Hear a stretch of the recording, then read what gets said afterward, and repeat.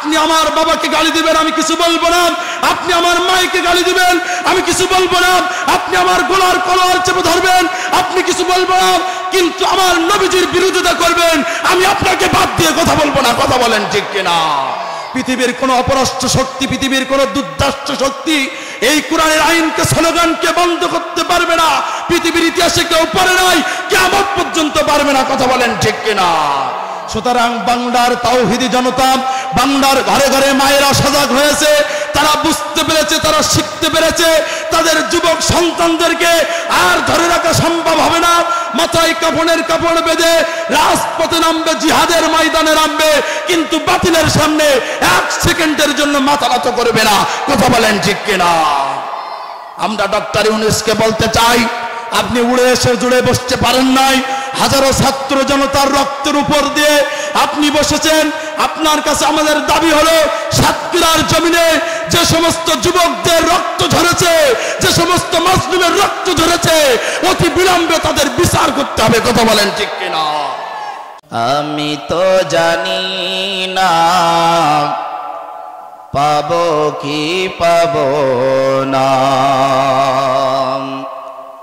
আল্লাহ তোমার দেয়া সেরা জান্নাত।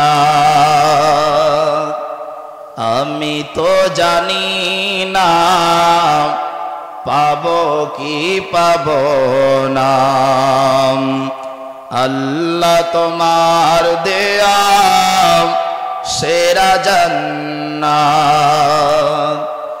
আমি শুধু জানি নরকের অগ্নি সইতে পারবো না কোনদিন রাত। আমি তো জানি না পাবো কি পাবো না, আল্লাহ তোমার দেয়া সেরা জান্নাত। গুনাহ তো করেছি আই বালুরাশি সাম, অগণিত সীমাহীন। পাপীরে তওবা কবুল করো হায় রব্বুল আলামিন।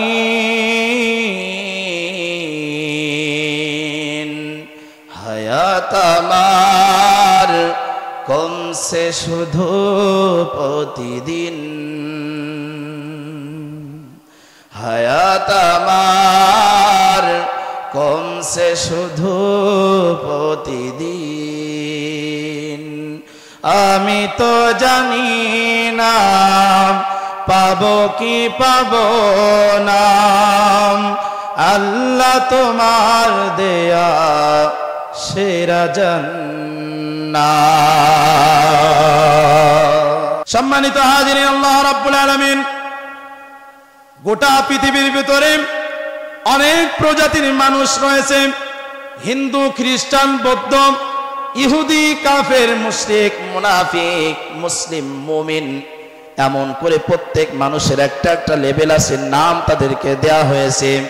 আর আমরা মায়ের গর্ভ থেকে দুনিয়ায় যখন আসি তখন আমাদের কোনো পরিচয় থাকে না, আমাদের পরিচয় হয় কোরআন থেকে। যদি কোনো সন্তান মুসলমানের ঘর থেকে এই দুনিয়ায় উপবিষ্ট হয়, তাহলে ওই সন্তানটা মুসলিম ধর্ম গ্রহণ করে, মুসলমানের সন্তান হয়। যদি কোনো বান্দা, যদি কোনো বাচ্চা একটা হিন্দুর ঘর থেকে ভূমিষ্ঠ হয়, তাহলে তার পরিচয় হয় সে হিন্দু। যদি কোনো বাচ্চা ইহুদের ঘর থেকে ভূমিষ্ঠ হয়, তাহলে তার পরিচয় হয় সে হলো ইহুদি। তাহলে আমরা বুঝতে পারলাম আমরা জন্মগতভাবে আসলে মুসলমান, আমরা মুসলিম। কিন্তু মুসলিম হতে গেলে যে কাজগুলো দরকার, যে আমলগুলো দরকার, ওই আমলগুলো সম্পর্কে জানতে হলে পবিত্র কোরআনের দরকার। আমরা জন্মগতভাবে আমরা মুসলমান, আমরা মুসলিম, আমাদের পরিচয় হলো আমরা জন্মগত মুসলিম। কিন্তু মুসলমানের যে কাজগুলো আছে, এই কাজগুলো জানতে হলে আমাদেরকে কোরআন ঘুরতে হবে, কোরআনকে মেনে নিতে হবে, কোরআনকে তাফসীর করতে হবে, কোরআনের ভিতরে আইন এবং নিষেধগুলো মেনে চলতে হবে, তাহলে আমরা প্রকৃত মুসলমান। কথা বলেন ঠিক কিনা?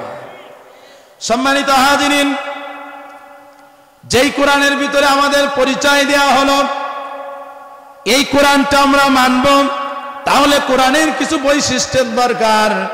যদি কোরআন কিয়ামতের ময়দানে আমাদেরকে শান্তি দিতে পারে, জাহান্নাম থেকে মুক্ত করে জান্নাত দিতে পারে, তার নাম কি? কোরআন। এই কোরআন যদি জান্নাত দিতে পারে, তাহলে তার কিছু অলৌকিক মুজিজা থাকার দরকার।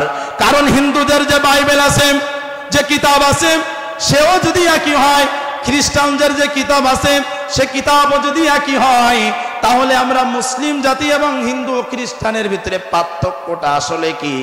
আজকে ওই সম্পর্কে আপনাদেরকে বলবো। দুনিয়ায় আমরা যারা মুসলিম এখনো কোরআনের সঙ্গে স্পষ্টে যাইতে পারি নাই, আজকে কোরআন সম্পর্কে সে আলোচনা হবে। এই কোরআন আসলে আমরা কেন মানি, কোরআন মানলে কি হবে, কোরআনের মুজিজা কি, কোরআন কোথা থেকে নাজিল হয়েছে, কোরআনের কাজ কি, কোরআন মেনে নিলে কি হবে, কোরআন না মানলে কি হবে, আমরা কেন কোরআন মানি, আমরা কোরআন মানলে কি জান্নাতে যেতে পারবো, আর কোরআন যদি না মানি তাহলে আমাদের স্থান কোথায় হবে, এই সম্পর্কে আজকে টোটাল আলোচনা হবে। আপনারা শুনতে রাজি আছেন তো? ইনশাআল্লাহ শুনতে রাজি আছেন? আমরা অনেকেই এখানে মুরব্বী আছি, আমরা জানি না আসলে কোরআন কোথা থেকে নাজিল হয়েছে, শুধু কোরআন কোরআন করি, কিন্তু আসলে এর ভিতরে যে কি আছে এটা আমরা অনেকেই জানি না। কথা বলেন ঠিক কিনা? আমরা দেখেন আজকে কোরআন হাদিসের জন্য মিটিং করতেছি, রাজপথে নামতেছি, কিন্তু কোরআনের ভিতরে যে আসলে কি আছে এটা আমরা জানি না। অনেকেই আছে মাথায় তাজ পরে রাজপথে লেবে যায়, কিন্তু কোরআনের ক অক্ষরও জানে না। কথা বলেন ঠিক কিনা? কিন্তু বাংলার জমিনে এক শ্রেণীর টাকলা মুরাদ নামক জিনিস, যারা কিছু গণিত জানে, কিছু ইংলিশ জানে, বিজ্ঞান জানে, তারা বলে কোরআনের আলেম যারা, এদের কোনো সম্মান নাই, এদের কোনো মর্যাদা নাই। কিন্তু শহীদুল্লাহ যিনি ভাষার পণ্ডিত ছিলেন, 18টি ভাষা তার পণ্ডিত ছিলেন, তিনি বলছেন যেই ব্যক্তি হাজার হাজার ভাষা শিখবে কিন্তু তার ভিতরে কোরআন নাই, ওই ব্যক্তির মতো মূর্খ এই জমিনার একজনও নাই। তাহলে মূল কথা, যে যতই শিক্ষিত হোক না কেন, তার সমস্ত শিক্ষিতের প্রধান আলোচক, প্রধান আলো হবে আল কোরআন। জোরে বলুন সুবহানাল্লাহ। প্রধান আলো হবে কার? আল কোরআন। এই কোরআন যার ভিতরে আছে তার জীবনটাই আলোকিত। কোরআন যার ভিতরে নাই, সেই ব্যক্তি আপনি আমি দ্বিধাদ্বন্দ্ব করে আমাদের জীবনটা কেটে যায়, বুঝতে পারি না আসলে কোরআনের ভিতরে কি আছে। সম্মানিত হাজিরিন, মেনে নেব কোরআনের কিছু বৈশিষ্ট্য আছে। কোরআনের অন্যতম একটি বৈশিষ্ট্য হলো এই কোরআন এমন একটি কিতাব, এমন একটি বই। পৃথিবীতে অনেক গ্রন্থ আছে, অনেক বই আছে, কিন্তু গবেষকরা বলতেছেন এই যে পবিত্র কোরআনুল কারিমের মতো পৃথিবীতে আর কোনো বই এত পরিমাণ পড়া হয় না। এত পরিমাণ বই আছে, এত পরিমাণ কিতাব আছে, কোরআনের মতো কোনো বই আর বেশি পড়া হয় নাই। জোরে বলুন সুবহানাল্লাহ। বিশেষজ্ঞরা বলছেন যে পৃথিবীর 24 ঘন্টা ঘুরতেছে, কোথাও দিন, কোথাও রাত, কোথাও 1 ঘন্টা পিছে, কোথাও 1 ঘন্টা আগে, কিন্তু পৃথিবীর 24 ঘন্টা থেকে একটা সেকেন্ড পৃথিবীর কোথাও না কোথাও কোরআন তেলাওয়াত চলতেই আছে। জোরে বলুন সুবহানাল্লাহ। তাহলে কোরআনের একটি বৈশিষ্ট্য হলো কোরআনের মতো অন্য কোন কিতাব আর তেলাওয়াত হয় নাই। কোরআনে আরো একটি অন্যতম বৈশিষ্ট্য হলো কোরআন যখন নাজিল হয়েছে, এই কোরআন যখন দুনিয়ায় নাজিল হয়েছে তখন একদিনে নাজিল হয় নাই। কোরআন যখন নাজিল হয়েছে দীর্ঘ 23টা বছর ধরে আস্তে আস্তে করে আল্লাহ রাব্বুল আলামিনের সুন্দর হুকুম অনুযায়ী, কবিতা অনুযায়ী, পাঠ টু পাঠ আল্লাহ রাব্বুল আলামিন দীর্ঘ 23 বছর ধরে এই কোরআনকে দুনিয়ায় নাজিল করেছে। কয় বছর? দীর্ঘ 23 বছর ধরে আল্লাহ রাব্বুল আলামিন এই কোরআনটাকে নাজিল করেছেন। জোরে বলুন সুবহানাল্লাহ। কোরআনের অন্যতম একটি বৈশিষ্ট্য হলো আমরা বাঙালি জাতি মাতৃভাষা আমাদের বাংলা, উর্দু ভাষী আছে, ফার্সি ভাষী আছে, ওদিকে ইংলিশে কথা বলে, ইংরাজি ভাষা লোক আছে, পৃথিবীতে অনেক রকম ভাষা আছে, কিন্তু কোরআনের ভাষা হলো আরবি। কোরআনের ভাষা কি? কোরআনের ভাষা হলো আরবি। কিন্তু মাতৃভাষা ছাড়াও পৃথিবীর বহু মানুষ এই কোরআনকে সিনার ভিতরে মুখস্থ করে রেখেছে। চিন্তা করে দেখেন, আমরা যেখানে ইংরেজিতে কথা বলতে পারি না, আমরা যেখানে ফার্সিতে কথা বলতে পারি না, উর্দুতে কথা বলতে পারি না, গোটা পৃথিবীর মানুষ এক এক ভাষায়, এক এক আন্তর্জাতিক ভাষা তাদের আছে, তারপরেও কোরআন পৃথিবীতে কোথাও পার্থক্য নাই। এ কোরআন বাংলাদেশে যেমন, পৃথিবীর শেষ প্রান্তেও তেমন। জোরে বলুন সুবহানাল্লাহ। সম্মানিত দিনী ভাইরা আমার, কোরআনুল কারীমের অন্য আরেকটি বৈশিষ্ট্য হলো, কোরআন যখন ১৫০০ বছর আগে দুনিয়ায় প্রেরিত হয়, নাজিল হয়েছিলেন, সেই সময় কোনো কলমের ব্যবস্থা ছিল না, খাতার ব্যবস্থা ছিল না। কোরআন যখন নাজিল হতো, আল্লাহর নবীজির হুকুম অনুযায়ী সাহাবীরা গাছের গায়ে, পাথরের গায়ে, চামড়ার গায়ে, হাড়ের গায়ে সুন্দর করে খোদাই করে করে লিখে রাখতো।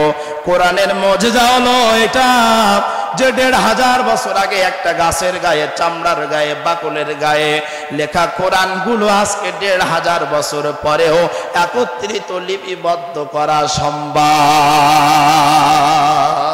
পৃথিবীতে এমন কোনো জিনিস নাই ১৫০০ বছর আগে কোথাও গাছে লেখা আছে, কোথাও বাকলে লেখা আছে, চামড়ায় লেখা আছে, একত্রিত করা কোনো কিতাব সম্ভব হয় নাই, শুধুমাত্র আল কোরআন। জোরে বলুন সুবহানাল্লাহ।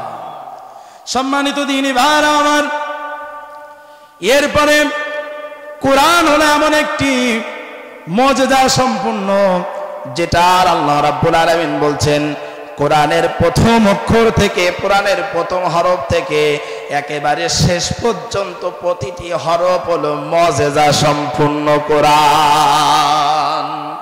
প্রতিটি হরফ মুজিজা সম্পূর্ণ কোরআন। আর একবার বলুন সুবহানাল্লাহ।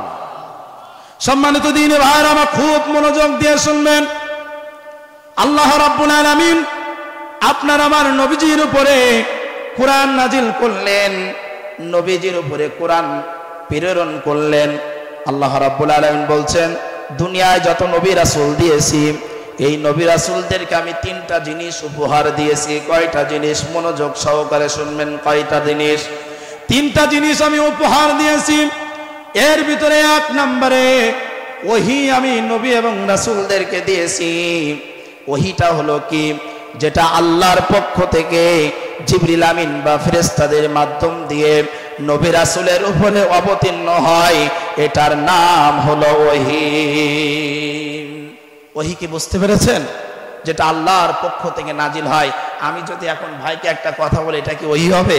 এটা কখনো ওহী হবে না। ওহী তারা পায় যারা নবী রাসূল, আল্লাহর খাঁটি মুমিন ব্যক্তি, তাদের উপরে আল্লাহর পক্ষ থেকে নবীজির উপরে যে কথাগুলো এসেছে সেটাই হলো ওহী। জোরে বলুন সুবহানাল্লাহ।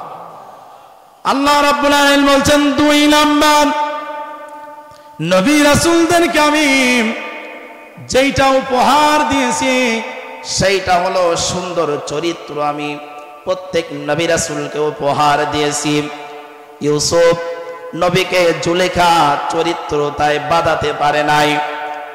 এরপরে ঈসা আলাইহিস সালামকে, মারিয়াম আলাইহিস সালামকে দুনিয়ার মানুষ চরিত্রের বাধাহীন করতে পারে নাই, ধরে রাখতে পারে নাই। আপনার আমার নবীজির বেলাও কাফেররা নবীজিকে যখন চরিত্র নিয়ে কথা বললেন, চরিত্র নিয়ে খারাপ মন্তব্য করা শুরু করলেন, আল্লাহ রাব্বুল আলামিন ডাক দিয়ে বলেন, হাবিব আপনি টেনশন করবেন না, চিন্তিত হবেন না, মন খারাপ করবেন না। আমি আল্লাহ রাব্বুল আলামিন এমন কোন মালিক নয় যে আমার সব চাইতে কাছের বন্ধু ওরে মুহাম্মদ সাল্লাল্লাহু আলাইহি ওয়াসাল্লাম। দুনিয়ার কাফেররা আপনাকে চরিত্র নিয়ে কথা বলবে আর আপনি মন খারাপ করে বসে থাকবেন। আমি আল্লাহ কখনো বরদাস্ত করতে পারি না। ও হাবিব, আমি এই মুহূর্তে আপনাকে জানাই দিলাম সূরা কলামের ভিতরে, ওয়া ইন্নাকা আলা খুলুকিন আযীম।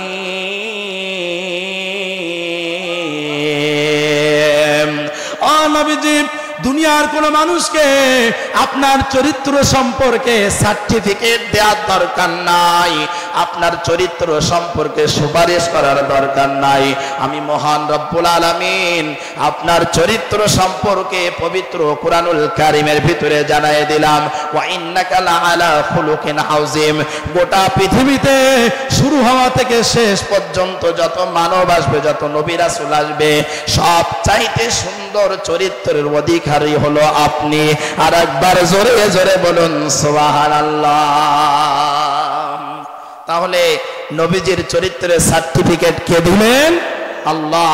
আর আজকে আপনি আমি দেখেন, দুনিয়ায় যদি কোনো ব্যক্তি ইসলামের পক্ষে কথা বলে, তার নামে মামলা হয়, নির্যাতন হয়, নিষ্পেষিত হয়, যদি তাদেরকে জেল খাটতে হয়, জুলুম কাটতে হয়, দুনিয়ার আদালতে তাদেরকে হাজির করা হয়, কিন্তু দুনিয়ায় তাদের সাক্ষী নেওয়া হয় আর একজন চামচা উকিল দিয়ে। কথা বলেন ঠিক কিনা? যেমন দীর্ঘ 13টি বছর আমাদের প্রাণের স্পন্দন, গোটা পৃথিবীর প্রাণের স্পন্দন 18 কোটি মানুষ যার জন্য চোখের পানি ছেড়েছে, আল্লামা দেলাওয়ার হোসেন সাঈদীকে এরকম বানোয়াট উকিল দিয়ে তার বিরোধিতা করেছে। কথা বলেন ঠিক কিনা? আল্লাহ রাব্বুল আলামিন বলছেন, গোটা পৃথিবীর মানুষ তোমরা শুনে রেখে দাও, জেনে রেখে দাও, দুনিয়ায় আদালতে বিচার করতে যেমন আমার নির্যাতিত শাসকরা দুনিয়ার মানুষদেরকে ঠিক করে টাকা দিয়ে চাচল খালি করে আমার বান্দাদেরকে তোমরা আটকায় রেখেছো, আমার ময়দানে এসে কারোর সুপারিশে কাজ হবে না। চিল্লায় বলুন সুবহানাল্লাহ। কারোর সুপারিশ কিয়ামতের ময়দানে কাজ হবে না। সেদিন আল্লাহ রাব্বুল আলামিন বলবেন, আমি সেদিন বাদশা, আমি বিচার করব, দেখি আমার বান্দাদের বিরোধিতা তোমরা কারা করেছিলে। 13টি বছর কি নির্যাতন করেছেন, তারপরেও বাতিলের সামনে মাথা নত করে নাই। সেই চরিত্রের সেই অবকাশ দিয়েছেন 5ই আগস্টের যুবক ছাত্ররা। কথা বলেন ঠিক কিনা? তার প্রকাশ পেয়েছে যে পৃথিবীর ইতিহাসে বন্ধু বলতেছিল এরকম কোথাও ঘটে নাই, আর মনে হয় কিয়ামত পর্যন্ত ঘটবে না। তবে হ্যাঁ, যারা পৃথিবীর ইতিহাসে দুশ্মন করবে, যে শাসকগুলো আলেমদের উপরে নির্যাতন করবে, তাদের এর চাইতে ভয়ঙ্কর হয়ে দুনিয়া থেকে বিদায় নিতে হবে। কথা বলেন ঠিক কিনা? এর চাইতে ভয়ঙ্কর হবে যারাই আলেমদের সাথে বিয়াদবি করবে। কথা বলেন ঠিক কিনা? এই পর্যন্ত যারা আলেমদের সাথে বিয়াদবি করেছে, তারা একটাও সুসম্মানে দুনিয়া থেকে বিদায় নিতে পারে নাই। কারণ আমি যদি এখন মুসা নবীকে নিয়ে কথা বলি, তাহলে আমি ফিরাউনকে বাদ দিতে পারবো না। আমি যদি ইব্রাহিম আলাইহিস সালামকে নিয়ে কথা বলি, আমি নমরুদকে বাদ দিতে পারবো না। আমি যদি আমার নবীকে নিয়ে কথা বলি, আবু জাহেলকে বাদ দিয়ে কথা বলতে পারবো না। আমি যদি বর্তমান মাজলুমদের নিয়ে কথা বলি, বর্তমান সমাজে যারা আলেমদেরকে নির্যাতন করেছে, তাদের বাদ দিয়ে কথা বলতে পারবো না। কথা বলেন ঠিক কিনা?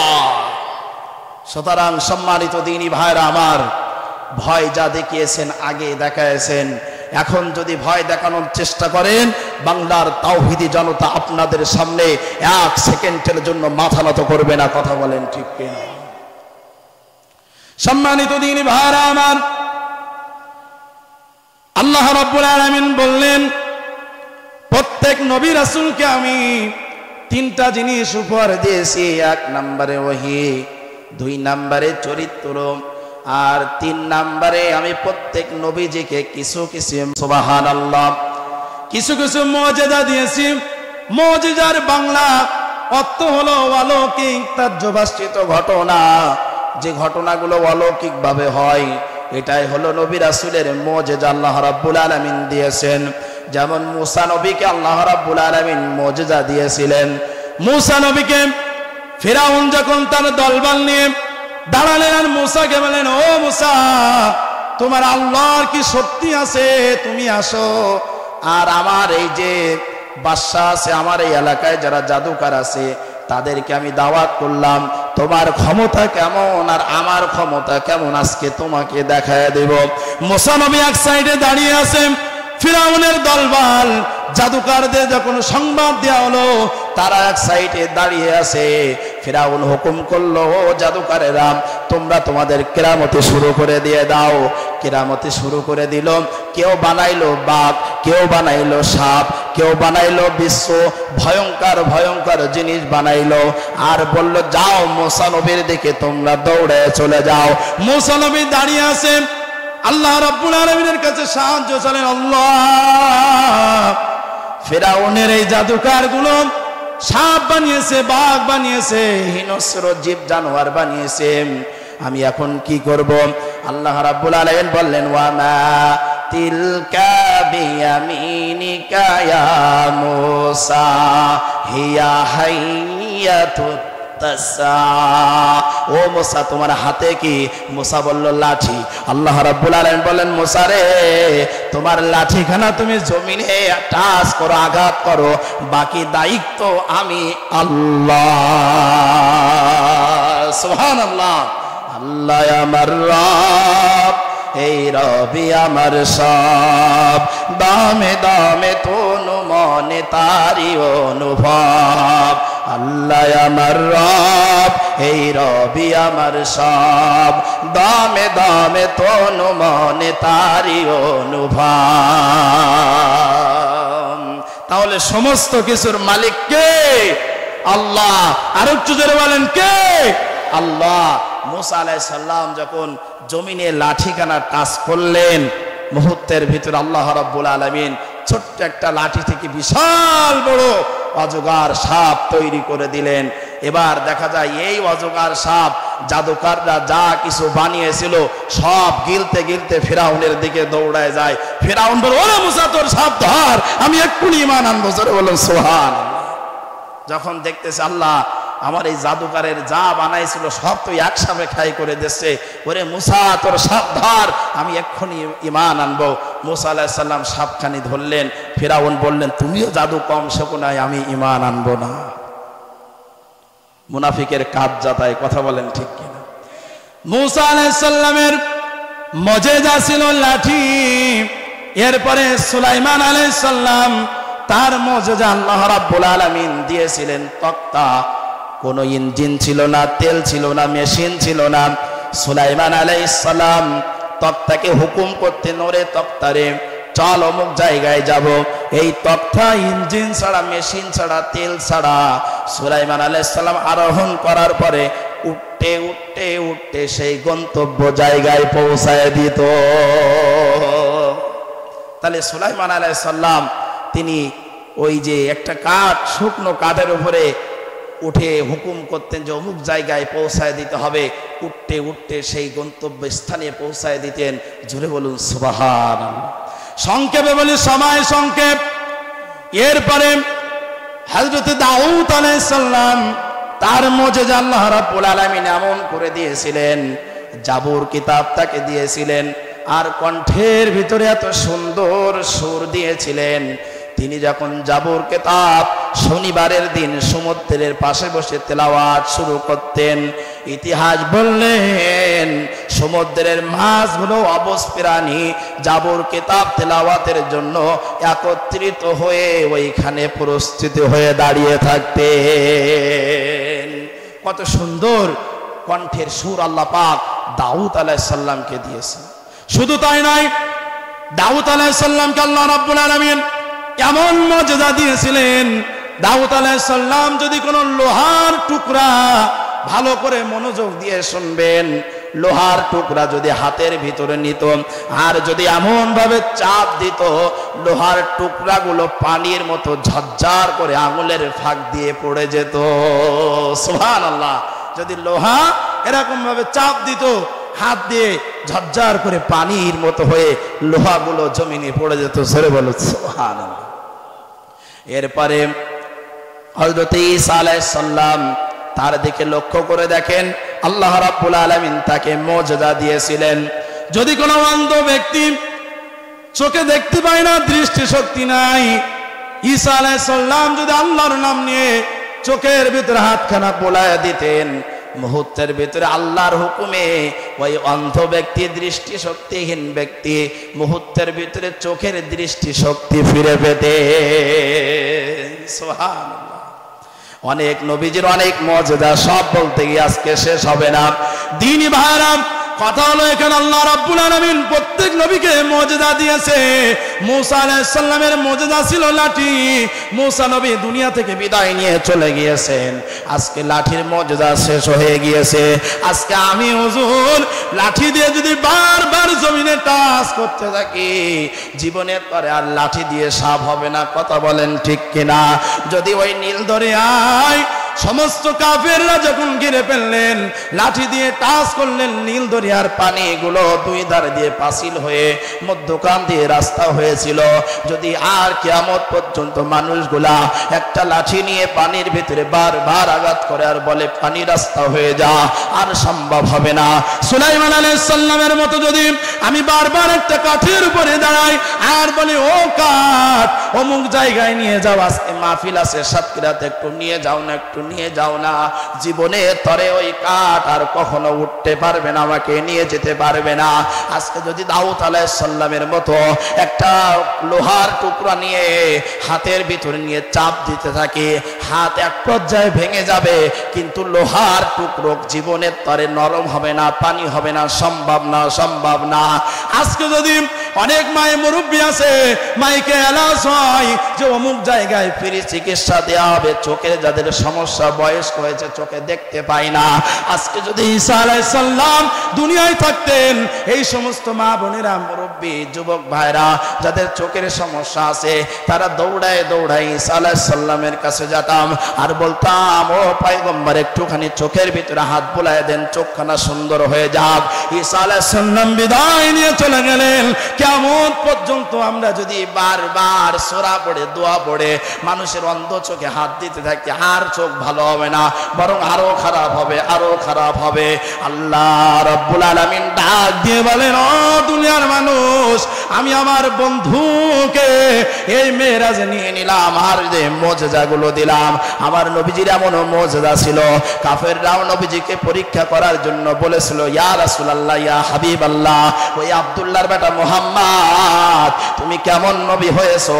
ওই আকাশের চাঁদখানা তুমি যদি দিগন্ত করে দেখাতে পারো, তাহলে আমরা বুঝবো তোমার আল্লাহ একমাত্র রব।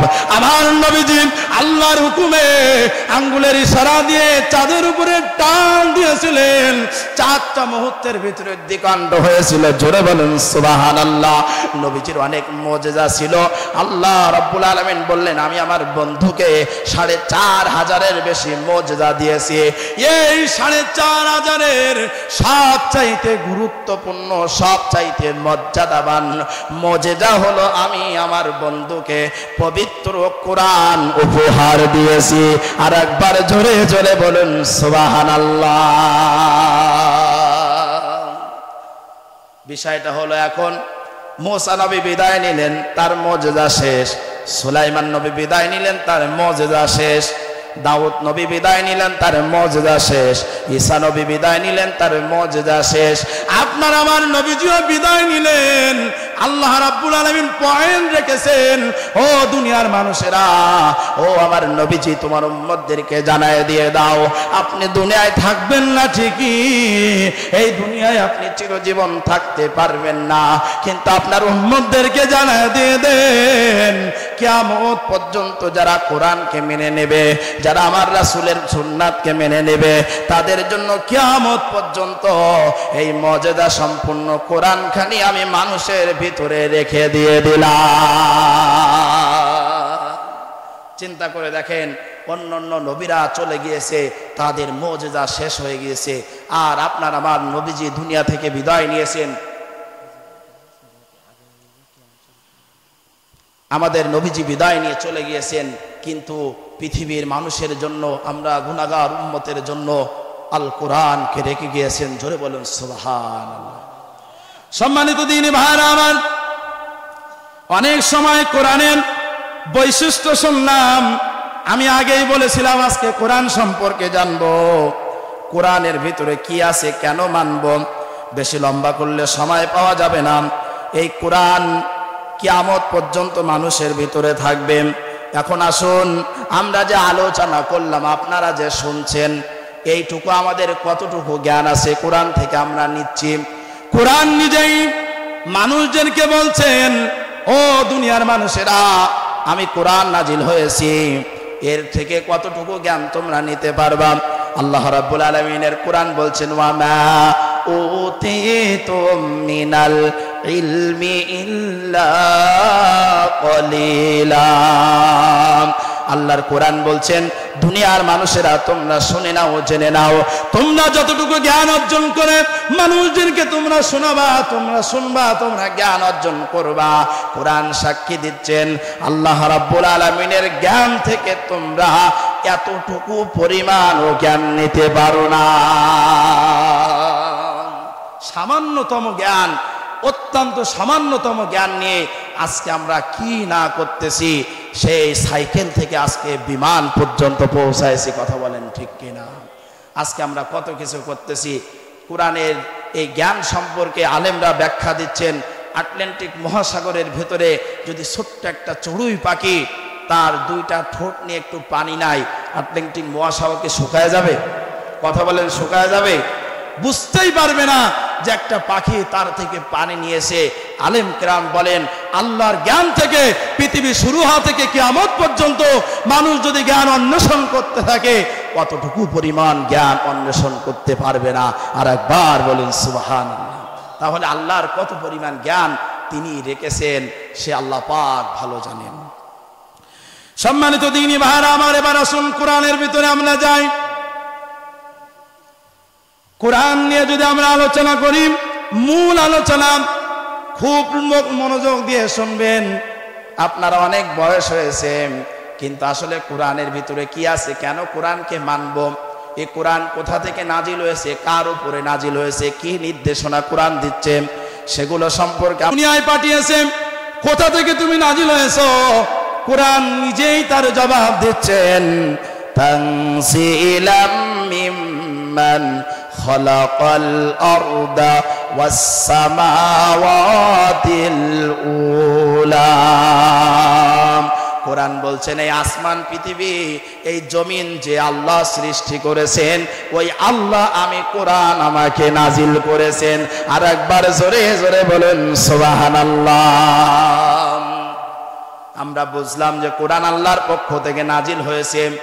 যদি কোনো ব্যক্তি কোরআনকে প্রশ্ন করে, এবং কোরআন তুমি দুনিয়ায় নাজিল হয়েছো ঠিকই, তোমার আগের বাড়ি কোথায় ছিল, তুমি কোথায় ছিলে, তোমার পরিচয়টা আসলে কি, কোরআন নিজেই তার জবাব দিচ্ছে।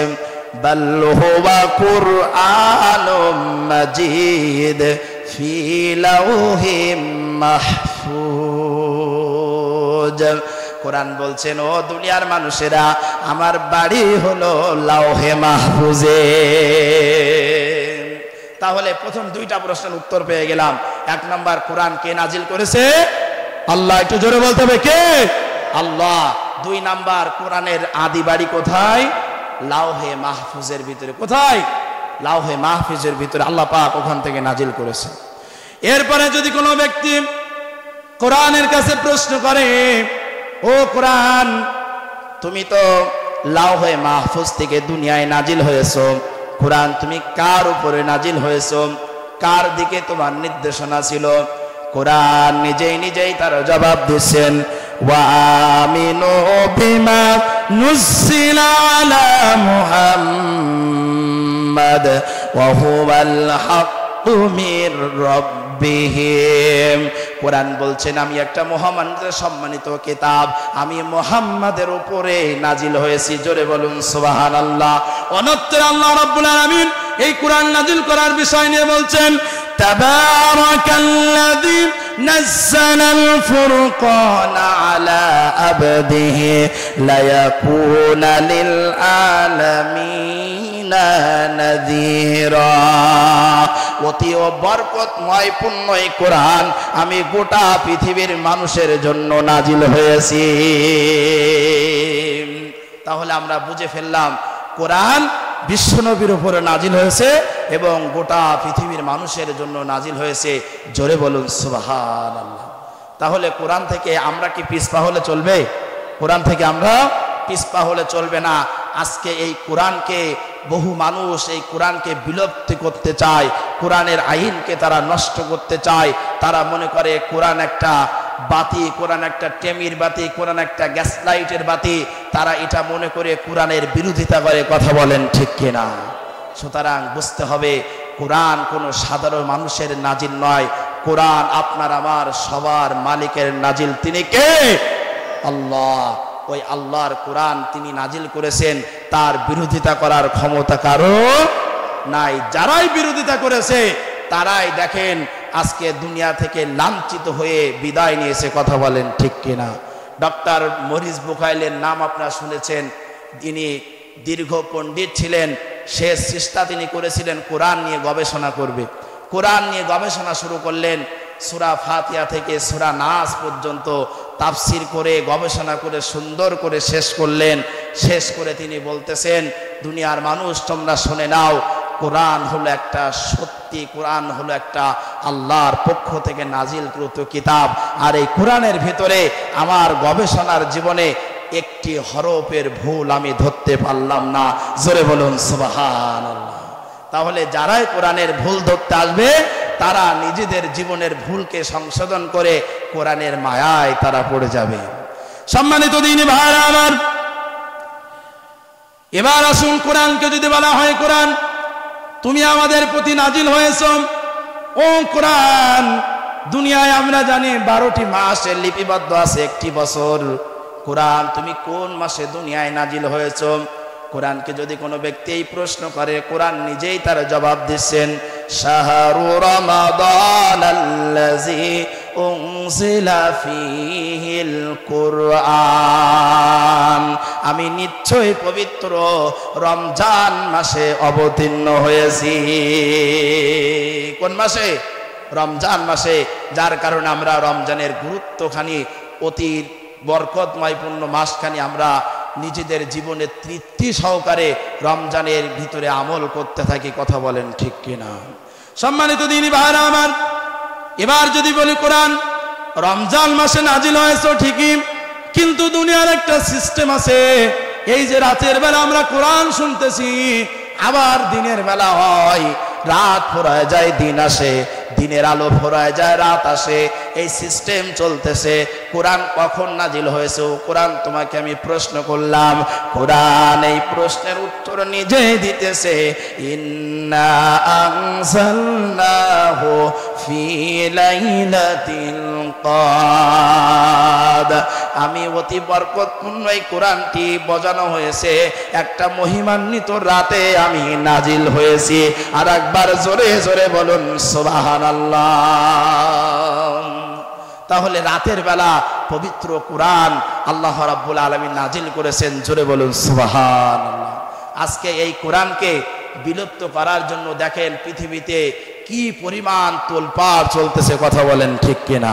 আজকে দেখেন আমার ফিলিস্তিনবাসী তারা কি নির্যাতিত হচ্ছে। এই যে ইসরায়েল টাটকা কাফের, এরা আমার প্রাণ প্রিয় ভাইদের প্রতি কি নির্যাতন তারা চালিয়ে যাচ্ছে। যেমন নির্যাতন তারা করছেন দেখবেন পৃথিবীর ইতিহাসে খুব দ্রুতই সেটা দেখতে পাবেন। বাংলার মানুষের, আমি একটা আলোচনার ভিতরে একটা গল্প করে থাকি, আপনারা কি শুনবেন? একটা ধান খাত, আমরা যে ধান রোপণ করি, এই ধান খাতে ধান আছে, এই অবস্থায় 2টা গরু ধান খাতে ঢুকলো। এখন গরুর সামনে যদি ধান থাকে, ও কি মুখ বন্ধ করে বসে থাকবে? ধান খাওয়া শুরু করলো। 2টা গরু একই জাতের গরু, ধান যখন খাওয়া শুরু করলো, মালিক টের পেয়ে গেল আমার জমির ধান তো গরুতে খাওয়া শুরু করলো। মালিক একটা লাঠি নিয়ে দৌড়ায় চলে আসলো, এসে এক প্রান্ত থেকে একটা গরুকে আঘাত করলো। একটা গরুকে যখন আঘাত করলো, আর একটা গরু, এক আঘাতে আর একটা গরু দৌড়ালো। ওই গরুটাকে জিজ্ঞাসা করা হলো, তোমাকে তো মারে নাই, তোমাকে আঘাত করে নাই, তাহলে তুমি কেন দৌড়ালেন? গরুটি ডাক দিয়ে বলে, আমার মারে নাই, আমাকে আঘাত করে নাই, কিন্তু আমি বুঝে ফেলেছি, আমার বুঝতে আর বাকি নাই, এর পরের আঘাতটা আমার পিছিয়ে পড়বে। কারণ আমার জাত ভাইয়ের পিঠে যে আঘাতটা পড়েছে এরপরে আঘাত নিশ্চিত আমার পিঠে পড়বে, যার কারণে আগে থেকে দৌড়ালাম। আজকে ফিলিস্তিনবাসীকে নির্যাতন করতেছে, তারা মার খাচ্ছে, আমরা এখানে বসে আছি, কিছু করার নাই। তবে মনে রাখবেন বাংলার তাওহীদি জনতা, ওই নির্যাতন আমাদের উপরে আসছে আর বেশি দেরি নয়। ও নির্যাতনের প্রতিবিম্ব মুখমন্ত্রী আমাদেরকে হতে হবে, সেদিন আর বেশি দিন দেরি নয়। আমরা যদি মানুষের পাশে না দাঁড়াই, আমাদের মুসলিম জাতির পাশে না দাঁড়াই, আমাদেরকে একদিন চরম ইহুদি খ্রিস্টানদের কাছে লাঞ্ছনা, বঞ্চিত, নির্যাতিত হতে হবে, তাতে কোনো সন্দেহ নাই। কথা বলেন ঠিক কিনা? সম্মানিত দ্বীনি ভাইরা আমার, পবিত্র কুরআন কারীমের ভিতরে তাহলে রাতের ভিতরে নাজিল হলো, যদি কোনো ব্যক্তি কোরআনকে বলে ও কোরআন তুমি যে দুনিয়ায় নাজিল হয়েছো রাতের বেলা, মেনে নিলাম, কোরআন নিয়ে যে আমরা জীবন গঠন করব, কোরআন তোমার উদ্দেশ্য কি, তোমার কাজটা কি, তুমি দুনিয়ায় কেন এসেছো, তোমার লক্ষ্য কি? কোরআন নিজেই তার জবাব দিচ্ছে, আলিফ লাম রা কিতাবুন আনজালনাহু ইলাইকা লিতুখরিজান নাসা মিনাজ যুলুমাতি ইলান নূর।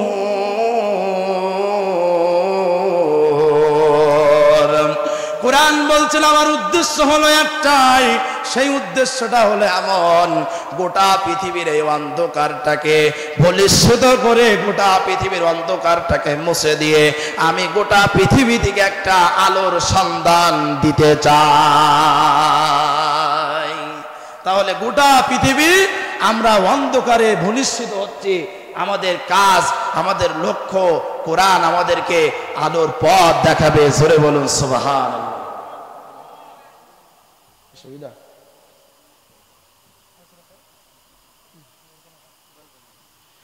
সম্মানিত দ্বীনি ভাইরা আমার,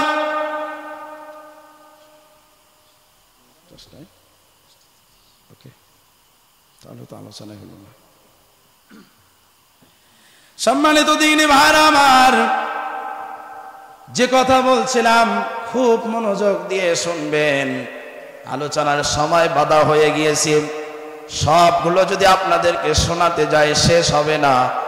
আলোচনা 5ই আগস্টের আগে করেছিলাম, ধিক্কার জানিয়েছিলাম, মোট বড় করে করে গলার আওয়াজ দিয়ে আওয়াজ করেছিলাম, কিন্তু এখন হালকা হালকা দেই, আবার কোরআনের তাফসির দিয়ে মানুষদেরকে বোঝানোর চেষ্টা করি। কারণ এখন এক শ্রেণীর মানুষ তারা বলতেছে হুজুর মাহফিল শুনতে যাব না, কারণ মাহফিলে গেলেই বিগত 17 বছরের কথা ছাড়া আর কিছু বলে না। তারা বলতেছে হুজুর মাহফিল শুনতে যাব না কেন? যে যাই আর শুধু শেখ হাসিনার বদনাম আর বদনাম, আমরা ও আর শুনতে যাব না, তোমরা যা পারো করো। কথা বলেন ঠিক কিনা?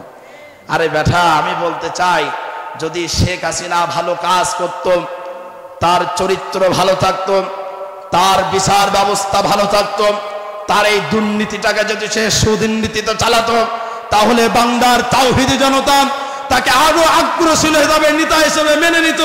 কিন্তু শেখ হাসিনা করেছে সর্বপ্রথম কোরআনের দায়ীদেরকে তারা নির্যাতন করেছে। কথা বলেন ঠিক কিনা?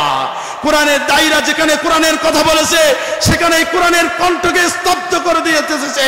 সুতরাং আমার কথা বলতে চাই, আপনি আমার বাবাকে গালি দিবেন, আমি কিছু বলবো না। আপনি আমার মাইকে গালি দিবেন, আমি কিছু বলবো না। আপনি আমার গলার কলার চেপে ধরবেন, আপনি কিছু বলবো না।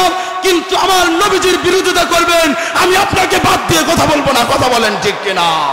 পৃথিবীর কোন অপরাষ্ট্র শক্তি, পৃথিবীর কোন দুর্দান্ত শক্তি এই কোরআনের আইনকে, স্লোগানকে বন্ধ করতে পারবে না। পৃথিবীর ইতিহাসে কেউ পারে নাই, কিয়ামত পর্যন্ত পারবে না। কথা বলেন ঠিক কিনা? সুতরাং বাংলার তাওহীদি জনতা, বাংলার ঘরে ঘরে মায়েরা সজাগ হয়েছে, তারা বুঝতে পেরেছে, তারা শিখতে পেরেছে, তাদের যুবক সন্তানদেরকে আর ধরে রাখা সম্ভব হবে না। মাথায় কাফনের কাপড় বেঁধে রাজপথে নামবে, জিহাদের ময়দানে নামবে, কিন্তু বাতিলের সামনে 1 সেকেন্ডের জন্য মাথা নত করবে না। কথা বলেন ঠিক কিনা?